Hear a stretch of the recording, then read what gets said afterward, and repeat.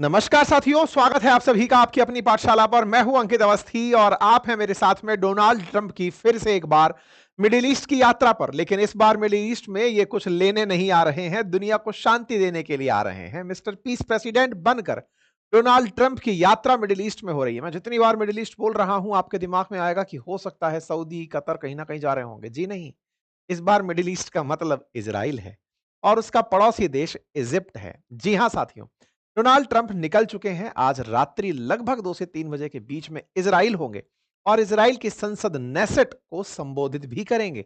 और इजराइल की नेसेट को संबोधित करते हुए इजराइल में अपनी उस तारीफ को सुनेंगे जिसके लिए ये दुनिया से कहलवाना चाहते हैं कि वाह ट्रंप, आपने कमाल कर दिया। क्या कर दिया इन्होंने?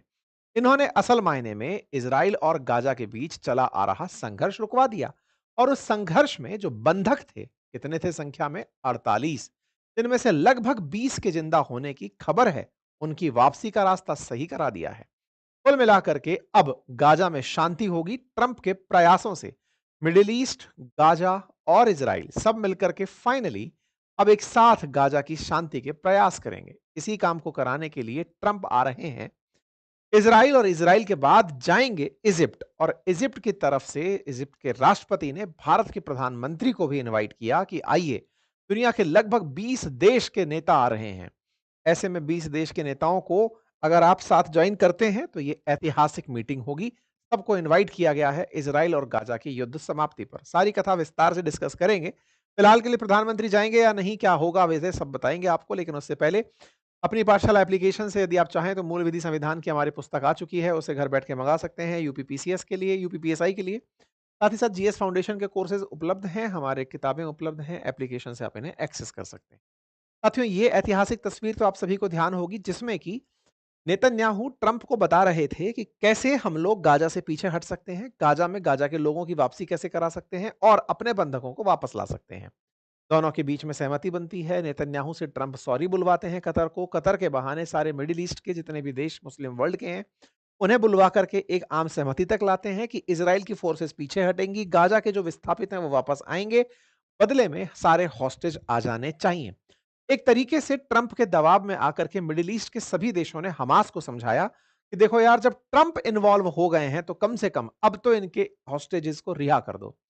मतलब सोचने वाली बात यह है कि हमास ने इतने नुकसान के बावजूद हजारों की संख्या में अब तक गाजा के अंदर लोग मारे जा चुके हैं, हजारों की ही संख्या में बच्चे मारे जा चुके हैं। इसके बावजूद भी सारी दुनिया की ताकतवर राष्ट्र हर संभव प्रयास कर पाए, लेकिन हॉस्टेजेस नहीं छुड़वा पाए। फाइनली ट्रंप और पूरे मिडिल ईस्ट के देश, जिसमें एक यूनानिमसली, चाहे सऊदी हो, चाहे फिर ईरान हो, फिर चाहे कतर हो, चाहे इजिप्ट हो, चाहे टर्की हो, पाकिस्तान हो, सब मिलकर के एक साथ जब जाकर समझाए, तब जाकर कहीं 48 लोगों की रिहाई की बात निकल कर आई है।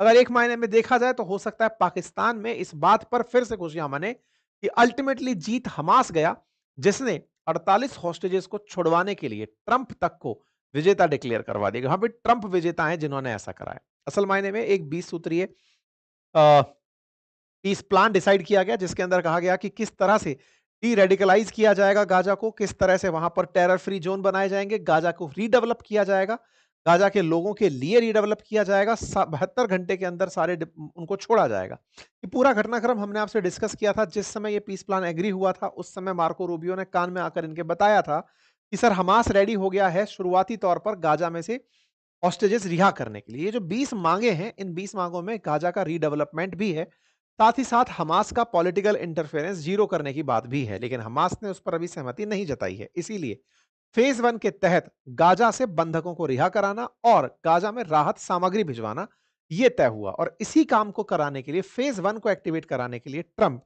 फिलहाल मिडिल ईस्ट की यात्रा पर आए हैं कि इनके आने के बाद हमास कहीं पलट ना जाए कि नहीं साहब, हम अब रिहा नहीं करेंगे। इतना पीयर प्रेशर क्रिएट कर दिया जाएगा हमास पर सब तरफ से, क्योंकि 20 देश इकट्ठे हो रहे हैं जो अपनी तरफ से हर संभव प्रयास कर चुके थे, लेकिन अब सबका दबाव अगर रहेगा तो फाइनली मानना पड़ेगा। ऐसे में हॉस्टेजेस का रिलीज मंडे के दिन होना है, यानी कि कल के दिन होना है।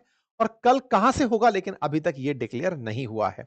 इसने कहा कि गाजा में जब पीस समिट होगी इजिप्ट में, उससे पहले हम आप लोगों के बंधकों को छोड़ देंगे। इस बात का इजराइल में बहुत खुशी है कि कम से कम उनके सारे के सारे बंधक वापस आ जाएंगे। इस बात के लिए ट्रंप को धन्यवाद देने के लिए उन्हें नेसेट में यानी कि इजराइल की संसद में बोलने के लिए आमंत्रित किया गया है। जॉर्ज डब्ल्यू बुश के बाद ट्रंप वो दूसरे राष्ट्रपति होंगे जो इजरायली संसद को संबोधित करेंगे। कुछ इस तरह से नेसेट को लास्ट टाइम संबोधित बुश ने किया था, अब जाकर के ये करने वाले हैं। नेसेट इजराइल की संसद को कहते हैं, जहां जाकर के ये इजरायलियों को बताएंगे कि देखो मैंने आप लोगों के लिए कितना संघर्ष किया।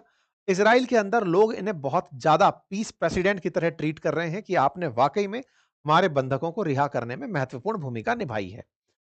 आपका ये पूरे कार्यक्रम का लिस्ट जारी होता है कि आप कितने बजे पहुंचेंगे। रात 2:20 पर प्रेसिडेंट अराइव इन तेल अवीव, इजराइल पहुंचेंगे। फिर हॉस्टेजेस की फैमिली से आज सुबह 3:45 मिलेंगे। 4 बजे आज सुबह प्रेसिडेंट अपना रिमार्क डिलीवर करेंगे नेसेट में, यानी कि कल सुबह 4 बजे इजरायली संसद को आप संबोधित करेंगे। उसके बाद आप इजराइल से निकलकर सुबह 6 बजे तेल अवीव के लिए पहुंचेंगे, इजिप्ट पहुंचेंगे। इजिप्ट के अंदर आप पहुंच करके वहां के प्रेसिडेंट जो है इनका स्वागत करेंगे, उनसे मुलाकात होगी। प्रेसिडेंट पार्टिसिपेट करेंगे मिडिल ईस्ट की पीस सेरेमनी के अंदर। 10 बजे प्रेसिडेंट यहां से निकल जाएंगे और वापस अपने देश पहुंच जाएंगे। यानी इतने शॉर्ट रूट पे आप निकल रहे हैं। सुबह 3 बज मतलब आज शाम 3:30 पर निकले हैं, निकल करके पहुंचेंगे इजराइल। इजराइल में रात को संबोधन होगा। सुबह कल इजराइल के बाद इजिप्ट पहुंचेंगे, पड़ोस में ही है, वहां जाकर के पीस डील पर साइन करेंगे और फिर वापस निकलकर अमेरिका पहुंच जाएंगे। ये सारा शॉर्ट ड्यूरेशन में जो काम होगा, इसमें इजरायली बंधकों की रिहाई सबसे ऊपर मानी जा रही है।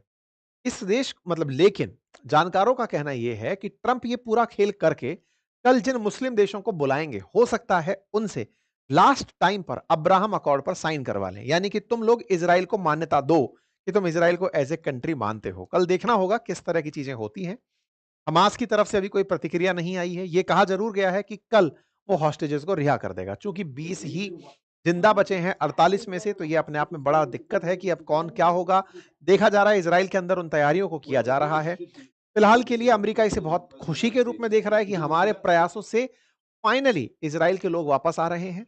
अपने प्रयासों को अमेरिका बहुत बढ़ा चढ़ाकर दिखा रहा है। व्हाइट हाउस ने पूरी तरह से कार्यक्रम जारी किया है, देखिए ट्रंप क्या करवाने जा रहे हैं। लेकिन हमास की तरफ से अगर देखा जाए तो हमास ये मानता है कि उसने बंधक ना बनाए होते तो आज अमेरिकी राष्ट्रपति चलकर ना आते।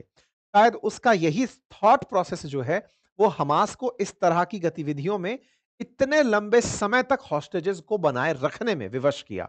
अगर वो इन बंधकों को ना बनाए रखा होता तो शायद उसे इतना ह्यूमैनिटेरियन असिस्टेंस, गाजा के रीडेवलपमेंट के नाम का अश्योरेंस, सारे मिडिल ईस्ट देशों का गाजा पर अफेक्शन ना आता। क्योंकि नेतन्याहू तो लगातार यही कह रहे थे कि गाजा को समाप्ति कर देंगे। उनकी थॉट में तो वेस्ट बैंक और गाजा होने ही नहीं चाहिए थे।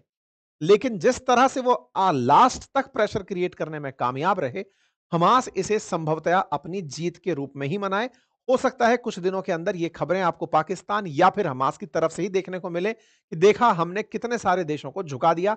अगर हम इजरायलियों को ना पकड़ के रखते तो आज इजराइल के द्वारा हमारे रीडेवलपमेंट को टारगेट ना बनाया जाता। आज गाजा के रीडेवलपमेंट के लिए लगभग 52 से 54 बिलियन डॉलर की अब एक्सपेक्टेशन है। इतना पैसा खर्च होगा तब जाके गाजा पुनः निर्मित होगा और उसके लिए ये सब लोग तैयार होंगे। तो ये अपने आप में बड़ी बात है। अमेरिका इस बात पे खुशी मना रहा है। अमेरिका की तरफ से ये कहा गया है कि हमारी जो फोर्सेस वहां जाएंगी, उन फोर्सेस में अमेरिकी फोर्सेस वहां जाएंगी। ऑलरेडी सेंटकॉम का कमांड है वहां पर। सेंटकॉम के कुछ सैनिक इस समय इजराइल के साथ साथ गाजा में पीस प्लान को ऑब्जर्व कर रहे हैं। क्योंकि असल मायने में हुआ क्या ना कि अमेरिका ने एक विटकॉफ नाम का व्यक्ति जो व्यापारी था उसे इन देशों के बीच में मध्यस्थता के लिए उपलब्ध कराया था। विटकॉफ ने मिडिल ईस्ट के जो गल्फ नेशंस हैं साथ ही साथ इजराइल के बीच में मध्यस्थता कराई थी। विटकॉफ एक व्यापारी आदमी है। उनके साथ में उपलब्ध थे अमेरिका में ट्रंप के जो दामाद हैं, इवांका ट्रंप के जो पति हैं वो, और वो दोनों लोग मिलकर के इस पूरे काम को कराए थे। जैरेड कुशनर नाम है उनका। तो असल मायने में अमेरिकी सरकार ने जैरेड कुशनर और विटकॉफ की मध्यस्थता से इस डील को क्रैक किया है। अमेरिका पूरी तरफ इस बात को ऐसे ही बता रहा है।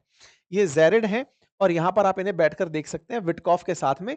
इन दोनों ने ही इस काम को कराया था। जैरेड कुशनर नाम है इनका, इवांका ट्रंप के पति हैं ये। अमेरिका में बार बार इनका नाम बहुत तेजी से प्रमोट किया जा रहा है कि इनके दिमाग के चलते आज ये पीस डील होने जा रही है। विटकॉफ के दिमाग के चलते ये डील होने जा रही है। क्योंकि विटकॉफ ने मिडिल ईस्ट के देशों से बातचीत करी, इजराइल से बातचीत करी, बीच का मार्ग अपनाया, किसको क्या चाहिए, कैसे कैसे बातचीत हो, ये सारे काम करवा करके फाइनली ये करवा पाए। अच्छा, अभी ये लोग क्या कर रहे हैं, ये गाजा के अंदर है। ये लोग ऑलरेडी पहुंच चुके हैं। पहले इजराइल आए, फिर गाजा गए, वहां से पूरा देखा पूरी अमेरिकी सेना की कुछ टुकड़ियाँ वहाँ पर हैं, मतलब सेना के कुछ लोग वहाँ पर हैं, कि पूरी टीम इज़राइल की डिफेंस फोर्सेस के साथ घूम रही है। वहाँ पर गाज़ा में कैसे वापसी हो पाए लोगों की, ये सुनिश्चित किया जा रहा है। मतलब इतने दिनों में जो कुछ भी हुआ, उस पूरी तैयारी में वापसी जो है वो इज़राइली बंधकों की होना सुनिश्चित किया जा रहा है। बदले में एक मतलब 1700 से अधिक जो पैलेस्टीनियंस हैं, उनकी वापसी भी सुनिश्चित होगी, जो इज़राइल ने बंधक बनाए हुए हैं। इस तरह का प्रेसिडेंट ऑफ यूनाइटेड स्टेट्स की तरफ से निमंत्रण भेजा गया। मिडल ईस्ट प्लास पीस प्लान के नाम से मतलब एक प्रकार का इनवाइट था। बहुत सारी गवर्नमेंट्स को इस तरह से कि इजिप्ट में सब लोग इकट्ठे होंगे। इसको मंडे के पीस समिट के रूप में ट्रीट किया जा रहा है। कहा जा रहा है कि इसके अंदर 20 देश पार्टिसिपेट करेंगे। उसमें यूके, तुर्की, फ्रांस, यूरोपियन काउंसिल ने कंफर्म कर दिया है कि वो इसके अंदर आएँगे और यहाँ पर रिलीज़ ऑफ प्रिज़नर्स होगा। 20 देश पार्टिसिपेट करेंगे लेकिन हमास को इन्वॉल्व नहीं किया जाएगा और अभी तक नेतन्याहू के बारे में भी कंफर्म नहीं है। इसी बीच में अज़रबैजान की तरफ से लोग यहाँ पहुँच चुके हैं, इजिप्ट पहुँचना शुरू हो चुके हैं, पाकिस्तान के नेता भी वहाँ जाएँगे, शहबाज़ शरीफ भी जाएँगे, इज़राइली लीडर भी वहाँ पर जाएँगे, कीर स्टारमर भी वहाँ पर पहुँचेंगे। प्रधानमंत्री मोदी के बारे में भी जब कहा गया, तो सीसी ने जो वहाँ के इजिप्ट के राष्ट्रपति हैं, उन्होंने आपको इनवाइट भेजा। तो इन्होंने अपनी जगह पर विदेश मंत्रालय के जो हमारे राज्य मंत्री हैं, उनको वहाँ पर पहुँचने की कहा है। तो हमारी तरफ से कीर्तिवर्धन सिंह जो है, वो प्रेज़ेंट वहाँ पर होंगे। जो ये पीस डील होने वाली है, उसमें भारत की तरफ से भारत का प्रतिनिधित्व करेंगे। तो कुल मिलाकर के इस पीस डील को बहुत बढ़ा-चढ़ाकर दिखाया जा रहा है। एक तरह से ये वो प्रेशर टैक्टिक अपनाई जा रही है, ताकि पूरी दुनिया इस बात पर सहमत हो कि इज़राइल को हमने शांति के लिए मना लिया है और इज़राइल मान गया है अमेरिकी दबाव को। तो अमेरिका इसे अपनी एक विन के रूप में शो करना चाहता है और इस विन के बाद से हो सकता है कि फिर से रिकंस्ट्रक्शन ऑफ गाज़ा शुरू हो पाए। इसमें बहुत सारे इफ एंड बट्स हैं। इज़राइल केवल इस काम को अपने बंधकों को रिहा कराने के लिए कर रहा है, ऐसा एक खेमा मानता है। एक बार बंधक रिहा हो जाएँ, उसके बाद इज़राइल किसी भी बात पर खफ़ा हो सकता है। हो सकता है कि सारी व्यवस्थाओं को फिर से तहस-नहस कर दे। अमेरिका की सेंटकॉम फोर्सेज़ जो यहाँ पर प्रेज़ेंट हैं, इज़राइली डिफेंस फोर्सेज़ के बाद पहुँचकर हो सकता है कि वो और एक्सटेंसिव रूप से इन सर्चेज़ कार्य को शुरू करें। हो सकता है कि वो सारी टनल्स को बहुत अच्छे से तलाशें, हमास के बाहर निकालने के लिए, क्योंकि 20 सूत्रीय मांगों में से 7 मांगी हैं, बाकी मानी नहीं गई हैं। ऐसे में उनका एग्जिस्टेंस क्या होगा? ये सब अपने आप में एक बड़ा सवाल बना हुआ है। तो इज़राइल ने अपनी तरफ से सारी तैयारियां कर ली हैं, तैयारियां जारी हैं। हमास ने भी अपनी तरफ से सारी प्रिपरेशन कर ली है। बहुत सारे लोग अब लौट-लौट के घर गाज़ा में पहुंच रहे हैं। गाज़ा के लोगों का इस तरह से वीडियो बाहर आ रहा है कि लोग घरों में आकर के अपने घरों पर आ आकर के चिपक-चिपक कर रो रहे हैं। कुछ बच्चे लौटते हुए दिखाई दे रहे हैं, परिवारजन लौटते हुए दिखाई दे रहे हैं और ह्यूमैनिटेरियन असिस्टेंस जो है, वो राफ़ाह बॉर्डर से इज़राइल ने अंदर जाने की परमिशन दे दी है। तो ट्रकों में इस तरह से अब ह्यूमैनिटेरियन असिस्टेंस भर-भर करके अब गाज़ा के लिए जाना शुरू हो चुकी है। गाज़ा में ये सब पहुँचेंगे, 52 बिलियन के आसपास द धन की रिक्वायरमेंट होगी। यूएन ऑफिशियल्स का ऐसा मानना है उसको रिकंस्ट्रक्ट करने के लिए। देखते हैं, होप फॉर द बेस्ट, कल ये शांति प्लान लागू हो, इज़राइली हॉस्टेज मुक्त हों और दुनिया में एक युद्ध समाप्त हो। टेक्निकली अगर ये काम कराने में ट्रंप कामयाब होते हैं, तो सही मायने में वो अपने आप को कुछ समय के लिए तो पीस प्रेसिडेंट कहलवा पाएँगे। लेकिन ये कुछ समय बोल करके मैं आपके दिमाग में संदेह भर रहा हूँ। हालाँकि कुछ लोगों का कहना है कि ट्रंप को इजिप्ट नहीं जाना चाहिए, उनको खतरा हो सकता है, लेकिन अमेरिकी सुरक्षा एजेंसियों ने इसको कंसिडर किया होगा। फिलहाल के लिए इतना ही। जानकारी पसंद आई हो तो साथियों से अवश्य साझा करें। चैनल पर नए हैं तो सब्सक्राइब कर लें। हमारी नई पुस्तक, हमारे कोर्सेज़, हमारे रिकॉर्डेड बैचेज़ आप एक्सेस कर सकते हैं अपनी पाठशाला एप्लीकेशन से। Thank you so much.